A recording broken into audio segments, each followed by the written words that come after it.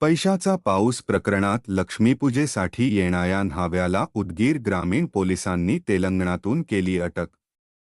उदगीर पैशाचा पाऊस पाडण्याच्या अंधश्रद्धेतील अघोरी लक्ष्मीपूजेच्या प्रकरणात उदगीर ग्रामीण पोलिसांनी मोठी कारवाई करत आरोपी बालाजी मंगल बलराज वय 38 वर्ष राहणार चिनार कोडमंगल ता पिटलंजी कामारेडी तेलंगणा राज्यातून या न्हाव्याला अवघ्या 48 तासांत अटक केली आहे।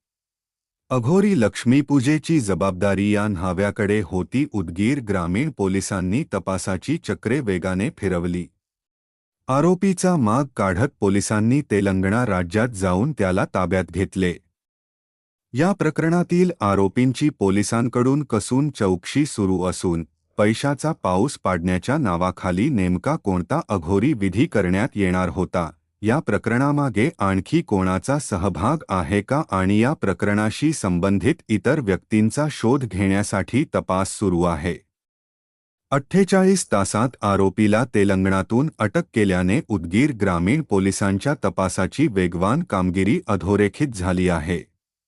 पुढील चौकशीत या प्रकरणातील आणखी महत्त्वाची माहिती समोर येण्याची शक्यता आहे।